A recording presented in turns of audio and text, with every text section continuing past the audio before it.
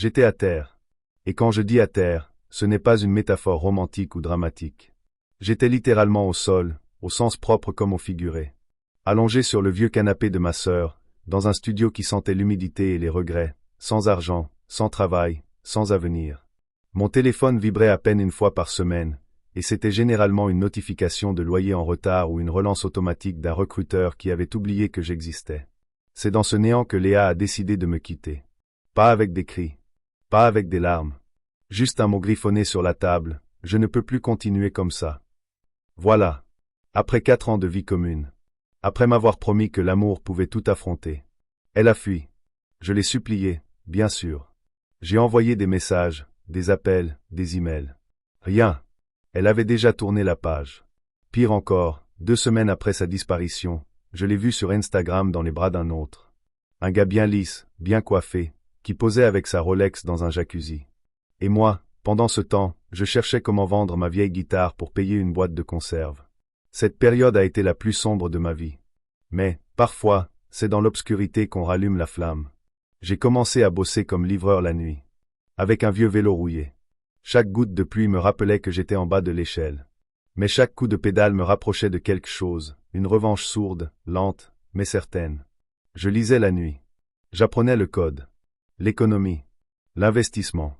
Je gravais dans ma mémoire toutes les humiliations subies, les regards de pitié, les silences méprisants. Et puis un jour, sans prévenir, j'ai eu une idée. Une application simple, pour aider les travailleurs précaires à mutualiser leurs trajets, à se défendre face aux plateformes, à reprendre un peu de contrôle. Je l'ai développée seul, avec un vieux ordi offert par un ami. Les premiers mois furent un désert. Mais un soir, une influenceuse locale a parlé de mon app dans une story. Le lendemain, j'avais 10 000 téléchargements. Puis 50 000. Et un investisseur. Puis un deuxième. Puis une série A. Et là, tout a changé. 2 ans plus tard, j'étais PDG d'une start-up cotée. J'étais invité à des plateaux télé, sollicité par des ministres, applaudi dans les conférences TED. Ma boîte valait des millions. Je n'étais plus un rat dans la pluie. J'étais devenu celui que personne n'avait vu venir. Et c'est précisément à ce moment-là que le passé a frappé à la porte. Léa. Elle m'a écrit d'abord un simple « Coucou » sur LinkedIn. Puis un message plus long. Des souvenirs. Des regrets. Des excuses. Je ne savais pas que tu traversais un moment si difficile. J'ai eu peur. Je pense encore à toi. J'ai laissé le message sans réponse. Mais elle a insisté. Elle m'a attendu à la sortie d'un de mes événements. Elle avait changé. Son sourire tremblait. Elle n'était plus aussi sûre d'elle. Plus aussi brillante. Elle s'est approchée et m'a dit cette phrase, comme un murmure honteux. Je m'en dis peut-être, mais je m'en dis une seconde chance. J'aurais pu l'ignorer. L'humilier. Lui rappeler chaque goutte de pluie, chaque instant où j'avais dormi sans chauffage pendant qu'elle se dorait dans un spa avec son nouveau mec. J'aurais pu. Mais je ne l'ai pas fait. Je l'ai regardé dans les yeux. Longtemps. Puis je lui ai dit, merci de m'avoir quitté. Tu m'as offert la plus belle des motivations. Mais ce que tu as abandonné est mort. Et ce que je suis devenu, ne t'aime plus. Elle a baissé les yeux. Elle a compris. Elle a tenté un dernier regard suppliant, mais je m'étais déjà tourné. Je suis monté dans la voiture, le chauffeur a fermé la porte, et à travers la vitre teintée, j'ai vu son visage disparaître dans la foule. Elle était partie une première fois, sans bruit. Cette fois, c'était moi qui partais, avec tout le bruit du succès. Et une paix intérieure qu'aucun amour ne pouvait acheter. Je pensais qu'après cette dernière rencontre, le passé se tairait. Mais il a cette étrange manie de s'accrocher au silence, de revenir quand on baisse la garde. Pendant des semaines, son visage me hantait à la sortie de mes conférences, au fond des verres de champagne, dans les regards que je croisais, ce mélange d'admiration et de doute. Je me demandais pourquoi je pensais encore à elle alors que j'avais tout gagné. Était-ce le goût amer de la trahison ou l'écho d'un amour inachevé? Et puis un jour, je suis retourné dans mon ancien quartier. Juste pour voir. Le kebab du coin, le banc devant la station de métro, même le vieux lampadaire qui grésillait encore comme à l'époque. Je suis passé devant notre ancien appartement. Une autre vie. Un autre homme. Une autre époque. Et j'ai compris que je n'étais plus en guerre.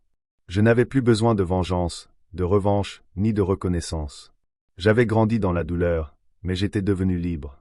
Ce soir-là, j'ai écrit une lettre que je n'ai jamais envoyée. Elle disait « Tu m'as abandonné au moment où j'avais le plus besoin de toi. Mais tu m'as appris une chose, ceux qui partent quand tu tombes ne méritent pas d'être là quand tu te relèves. » Cette phrase, je me la suis répétée comme un mantra. Et c'est elle qui m'a donné le courage de tourner la page définitivement. Des mois plus tard, j'ai appris par hasard qu'elle avait tout perdu. L'homme avec qui elle était partie l'avait quittée. Elle avait perdu son job. Elle vivait chez une amie. Ce n'était pas la joie que j'ai ressentie. C'était presque de la pitié. Moi, j'étais dans une autre vie. J'investissais dans des projets sociaux. Je parrainais des jeunes entrepreneurs. Je retournais dans les lycées pour raconter mon histoire, non pas comme une success story arrogante, mais comme un rappel, tout peut changer. Tout, à condition de ne jamais abandonner. Je parlais d'elle parfois, sans la nommer. Juste comme quelqu'un qui a cru que j'étais fini. Et les élèves comprenaient. Ce n'était pas de la haine. C'était une cicatrice qu'on montre, pas une blessure qu'on gratte. Un jour, lors d'un gala de charité, elle est venue. Encore. Plus discrète. Plus effacée. Elle portait une robe noire simple, sans phare, sans bijoux. Elle m'a salué d'un signe de tête, mais cette fois, elle ne s'est pas approchée. Elle savait. Moi aussi. Nous étions devenus deux étrangers avec une histoire commune, mais des futurs opposés. J'ai pensé lui adresser un mot. Mais à quoi bon? J'ai levé mon verre vers elle, comme une manière de clore un chapitre, et j'ai tourné la tête vers une femme magnifique, élégante, posée, qui m'accompagnait ce soir-là. Une femme qui m'avait connu déjà riche, mais qui m'avait aimé sans me demander ce que je pouvais lui offrir. Juste pour ce que j'étais, et non pour ce que j'avais à donner. Ce soir-là, en rentrant, j'ai regardé le ciel. Il pleuvait doucement. J'ai marché sans parapluie, comme à l'époque. Mais cette fois, je souriais. Car je savais que je n'étais plus cet homme abandonné dans la boue. J'étais devenu la preuve vivante qu'il faut parfois être brisé pour se reconstruire plus fort. Et surtout, qu'il faut remercier ceux qui nous ont laissés à terre. Parce que sans eux, on n'aurait jamais appris à se relever. Le succès est une drôle de lumière, il éclaire tout ce qu'on croyait caché, mais il projette aussi de longues ombres. Dans les mois qui ont suivi ce gala, les choses ont continué de grandir autour de moi. Des projets, des levées de fonds, des invitations à l'étranger. Mon nom circulait. J'étais cité dans des interviews, des livres, parfois même à la radio. Mais dans les silences entre deux applaudissements, je pensais souvent à une chose que personne ne savait. Cette blessure, ce rejet, ce fameux jour où elle m'avait abandonné quand j'étais à terre, c'était mon secret carburant. Je ne voulais pas me venger d'elle, je voulais venger l'homme que j'étais autrefois. Le môme paumé, au fond du canapé de sa sœur, qui rêvait qu'on l'aime pour de vrai. Pas pour ses promesses, ni pour ses échecs. Juste pour lui. Et ce môme, je ne l'ai jamais vraiment quitté.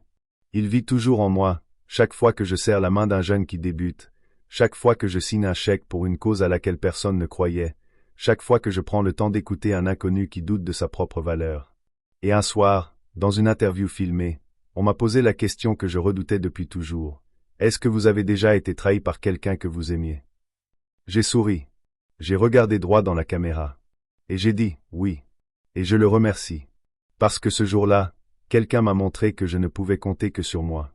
Et à partir de ce jour-là, je ne me suis plus jamais trahi. L'interview est devenue virale. Tout le monde a cru que je parlais d'un concurrent, d'un ancien associé. Mais elle savait. Je n'ai pas eu besoin de la nommer.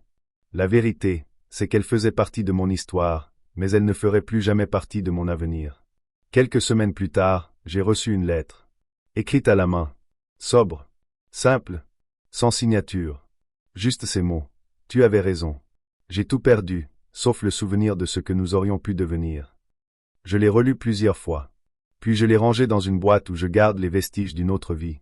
Un vieux Polaroid, un billet de concert, une carte postale jamais envoyée. Pas pour pleurer le passé. Juste pour me rappeler que tout a un prix. Et que le plus beau des triomphes n'est pas d'avoir réussi. C'est d'avoir survécu sans se renier. Ce jour-là, j'ai ouvert grand les fenêtres. Il faisait un soleil éclatant. Et dans cette lumière dorée, j'ai compris, parfois, la plus grande victoire, ce n'est pas de récupérer ceux qui nous ont quittés. C'est de devenir quelqu'un qu'ils n'auront plus jamais la chance de retrouver.